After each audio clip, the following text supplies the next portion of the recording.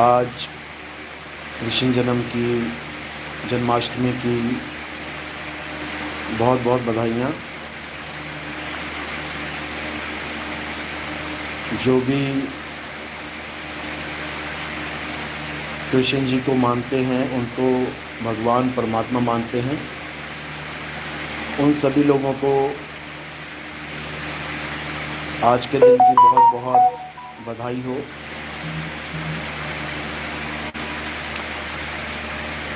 और उन लोगों से मैं हमेशा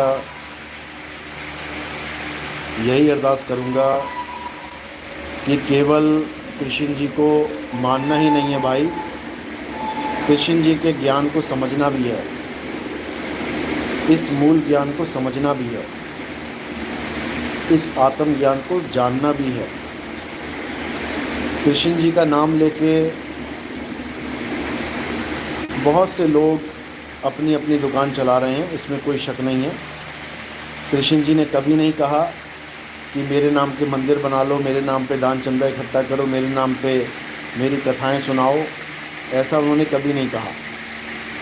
ज्ञान के लिए उन्होंने गीता का ज्ञान उपदेश दिया है, लेकिन दुख की बात है कि लोग गीता नहीं पढ़ते हैं और कृष्ण जी की लीलाओं में पूरा जीवन निकाल देते हैं।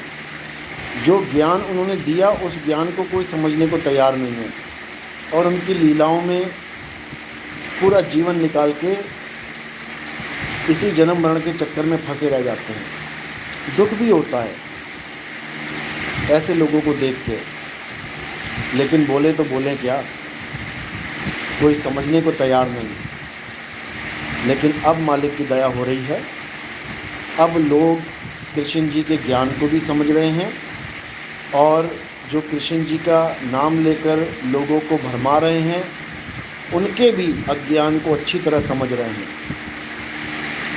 क्योंकि अब समय आ गया है मेरे भाइयों, अब जागने का समय आ गया, जगाने का समय आ गया है।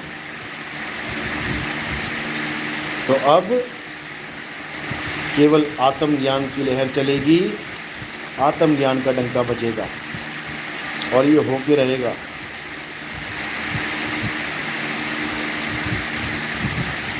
तो हिंदू भाइयों को सबसे पहले गीता का अध्ययन करना चाहिए और गीता का अध्ययन करते करते हमारे सत्संग सुनने चाहिए। अगर हमारे सत्संग साथ साथ में सुनते रहेंगे तो पूरा क्लियर होता जाएगा मैटर कि आखिर कृष्ण जी बताना क्या चाहते हैं, समझाना क्या चाहते हैं। माया से परे, काया से परे उस आत्मा का ज्ञान वो जो समझा रहे हैं, उसको कैसे समझना है, वो सब आपको हमारे सत्संग से समझ में आ जाएगा। जीव क्या है, आत्मा क्या है, सब समझ में आ जाएगा। अचल क्या है, चल क्या है, सब समझ में आ जाएगा। हठ योग क्या है, असली भक्ति क्या है, सब समझ में आ जाएगा। मंत्र जंत्र क्या है और परमात्मा को याद करना क्या है, सब समझ में आ जाएगा, कुछ बचेगा ही नहीं। लेकिन तब जब आप हमारे सत्संग अच्छे से ध्यान से सुनोगे तब, नहीं तो भूल जाओ कि कुछ समझ में आने वाला है। बड़े बड़े ऋषियों मुनियों के समझ में नहीं आया गीता पढ़ के, बड़े बड़े कथावाचकों के समझ में नहीं आया गीता पढ़ के। गीता आज कहते हैं हमसे सीखो गीता कैसे क्या है, क्या कहती है। अरे जिस आत्मा का ज्ञान तुम समझ ही नहीं पाए, और ये समझने की चीज़ ही नहीं है, ये अनुभव का विषय है। जिस आत्मा का तुम अनुभव ही नहीं कर पाए, तुम उस आत्मा की दुकान सजा के बैठ गए। हैरानी होती है। तो ऐसे आचार्यों से भी सावधान रहना है, ऐसे नक्कालों से भी सावधान रहना है। और असली ज्ञान आप हमारे सत्संग सुन के समझ सकते हैं। ज़रूर सुनो, सीरियल वाइज सुनो, 1 2 3 4 करते हुए सुनोगे, हर चीज़ समझ में आएगी। ये बहुत गंभीर विषय है मेरे भाई, ये जन्म मरण का सवाल है। ये केवल सब्सक्राइबर बढ़ाने वाला सवाल नहीं है कि किसी आचार्य ने 2 करोड़ 4 करोड़ 5 करोड़ सब्सक्राइबर बना लिए तो वो सतगुरु बन बैठा। यहाँ ऐसा खेल नहीं है। अरे 100 करोड़ हिंदू धर्म के पीछे लगा हुआ है, 100 करोड़। क्या बनेगा उनका, मैं तो हैरान हो जाता हूँ कई बार सोच के कि बनेगा क्या। 100 करोड़ हिंदू धर्म यानी कि देवी देवताओं की पूजा करने में लगे हैं 100 करोड़, जबकि गीता उन्हीं देवी देवताओं का खंडन करती है, उन्हीं देवी देवताओं का खंडन करती है गीता। आत्मा का ज्ञान देती है गीता, आत्मा को जानने की बात करती है गीता। और ये आचार्य लोग कहते हैं कि आत्मा नाम की कोई चीज़ ही नहीं होती।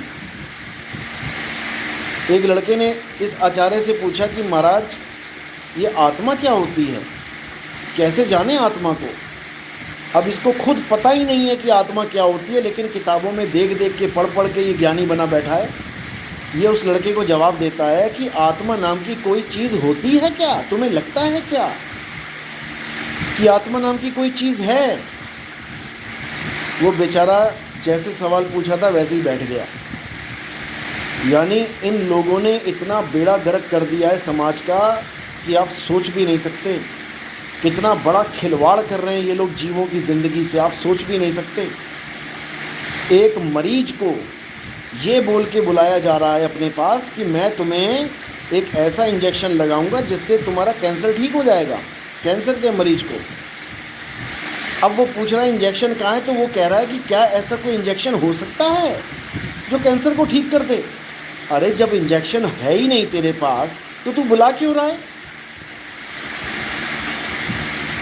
जब तुझे आत्मा के बारे में ABCD नहीं पता, इससे किसी ने पूछ लिया कि आत्मा क्या होती है तो साफ मुकर गया, साफ मुकर गया कि आत्मा नाम की कोई चीज़ नहीं होती। और 2014 की वीडियो में बोल रहा है कि अपने आप को देखना, तुम कैसे खा रहे हो, तुम कैसे चल रहे हो, तुम कैसे पानी पी रहे हो, इसी को आत्मज्ञान कहते हैं। अरे निकम्मे निकम्मे सुधर जा। ये शरीरों के ज्ञान को आत्मज्ञान नहीं कहते हैं कि तुम कैसे खा रहे हो, कैसे चल रहे हो, कैसे बैठ रहे हो, कैसे पढ़ रहे हो, कैसे खिलखिला के हंस रहे हो। हद कर दी इन लोगों ने, हद कर दी, बर्बाद कर दिया इन लोगों ने। ऐसा बेड़ा गर्क होने वाला है इनका कि हालत खराब होने वाली है। अच्छे से समझ लो, असली ज्ञान आत्म ज्ञान ही है। और आत्म ज्ञान कोई किताबी ज्ञान नहीं है कि चैनल बना के सब्सक्राइबर बढ़ा लिए, आत्मा के बारे में बोल बोल के गुरु बन बैठे। उसका अनुभव चाहिए, अनुभव। जब शरीर छोड़ना पड़ेगा ना तो हालत खराब हो जाएगी। सारे सब्सक्राइबर अपने हाथ से डिलीट कर देगा जब मौत ने तांडव कर दिया तो। हद कर दी इन लोगों ने।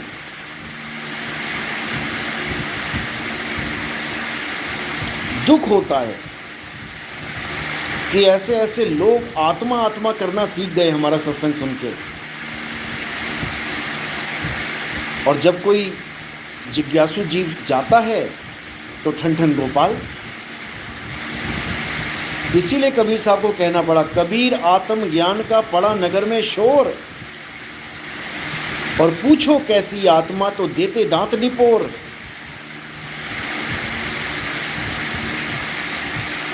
बस इनको पूछ लो कि आत्मा कैसी है,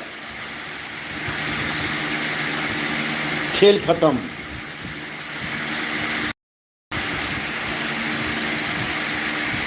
हद कर दी इन लोगों ने।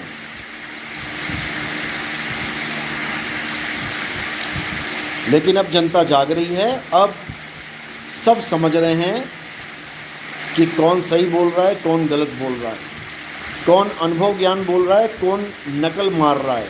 सब समझ रहे हैं, सब। तो आज जन्माष्टमी है।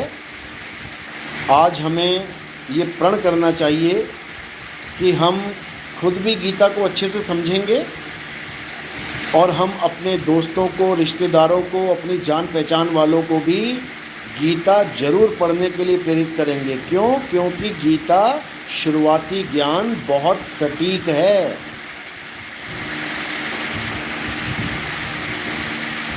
शुरुआती ज्ञान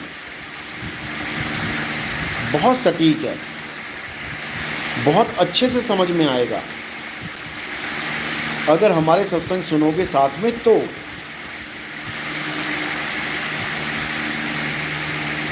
तो जन्माष्टमी पे मैं यही संदेश देना चाहता हूँ सारे देशवासियों को कि हमारा जो असली धर्म है वो सत्य सनातन धर्म है। सत्य सनातन धर्म कभी किसी मूर्ति पूजा का समर्थन नहीं करता। सत्य सनातन धर्म किसी देवी देवताओं की पूजा का समर्थन नहीं करता। अरे कृष्ण जी ने तो गोकुल में ही सारे मथुरा वासियों को मना कर दिया था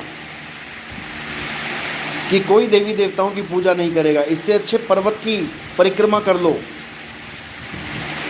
कृष्ण जी ने द्वापर युग में ही देवी देवताओं की पूजा को खत्म करवा दिया था, लेकिन पता नहीं किसने दोबारा चलवा दी। आज हर देवी देवता की पूजा होती है भारत देश में।